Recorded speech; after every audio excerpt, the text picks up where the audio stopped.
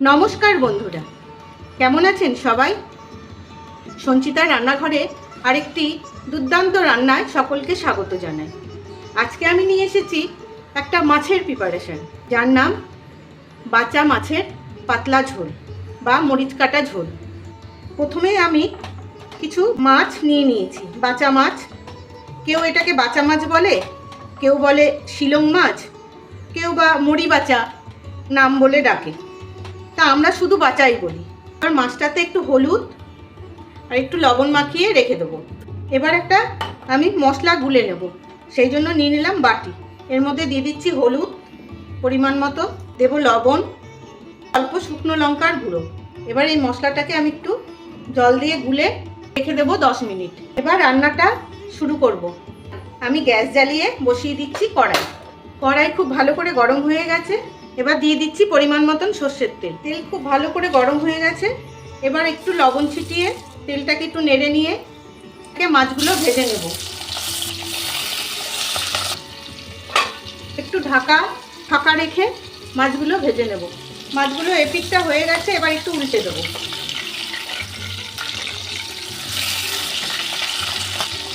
এপিকটাও একটু ভেজে নেব। ভাজা হয়ে গেছে, এবার মাছগুলোকে তুলে নেব। এইভাবে সব মাছগুলো আমি ভেজে নেব। এবার কিছু বেগুন আর আলু আমি লম্বা লম্বা করে কেটে নিয়েছি, এটাও ভেজে নেব। বেগুনগুলো উল্টে পাল্টে ভেজে নিয়েছি, এবার বেগুনটাও আমি তুলে নিচ্ছি।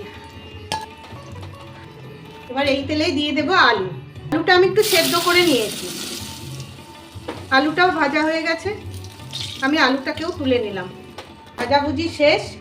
এবার আমি রান্নাটা শুরু করব। এই মাছের ঝোলটা না একটু তেল কাটাই খেতে ভালো লাগে, তাই তেলটা আর কমালাম না। দিয়ে দিচ্ছি একটা ফোড়ন, কালো জিরে আর কাঁচা লঙ্কা। কাঁচা লঙ্কাটা খুব ভালো ভাজা হয়ে গেছে, আমি এটা তুলে নিচ্ছি। আমি তুলে নিচ্ছি তার কারণ আমরা একটু ঝাল কম খাই, এটা ঝোলের মধ্যে থেকে গেলে ঝালটা বেশি হয়ে যাবে, ওই জন্য তুলে নিলাম। আপনারা চাইলে না তুললেও হবে। এবার দিয়ে দিচ্ছি এই গুলে রাখা মশলাটা, আর দিয়ে দিচ্ছি একটা টমেটো। দিয়ে আর একটু টমেটোটা গলে যাওয়া অবধি কষে নেব। ভালো করে কষে গেছে, দেখুন টমেটোগুলো একদম গলে গেছে। আমি এবার দিয়ে দিচ্ছি এই বাটি ধোয়া জলটা, আর একবার কষিয়ে নেব। খুব ভালো করে মশলাটা দেখুন ভাজা ভাজা হয়ে গেছে তেলের সাথে। এবার দিয়ে দেবো গরম জল, আর একটু দিচ্ছি। এবার ঝোলটা খুব ভালো করে ফুটতে দেব। ঝোল খুব ভালো করে ফুটে গেছে। এবার দিয়ে দিচ্ছি আলু, বেগুন, কাঁচা লঙ্কা আর মাছ, সবই একসাথে দিয়ে দিলাম।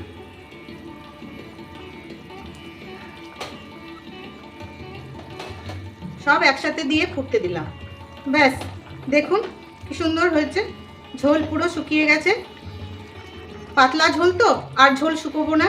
এবার দিয়ে দিচ্ছি কিছু ধনেপাতা, ফ্রেশ ধনেপাতা। এটা যদিও অপশনাল, দিলেও হবে না দিলেও চলবে। আর দেবো কটা চেরা কাঁচা লঙ্কা। একবার ফুটিয়ে নিই। এবার গ্যাস অফ করে ঢেকে রেখে দেবো 5 মিনিট, যাতে কাঁচা লঙ্কা ধনেপাতার গন্ধটা ঝোলের সাথে মিশে যায়। এত সুন্দর গন্ধ বেরোচ্ছে না কাঁচা লঙ্কা তেলের সাথে আর কালো জিরের সাথে, দারুণ গন্ধ বেরোচ্ছে। তৈরি হয়ে গেল লঙ্কা কাটা ঝোল, পাতলা ঝোল। কেমন লাগলো আপনাদের জানাবেন কিন্তু, ভালো লাগলে কিন্তু অবশ্যই জানাবেন। তবে আজকের মতন আসি। এতক্ষণ আমার সাথে থাকার জন্য আপনাদের সকলকে অসংখ্য ধন্যবাদ।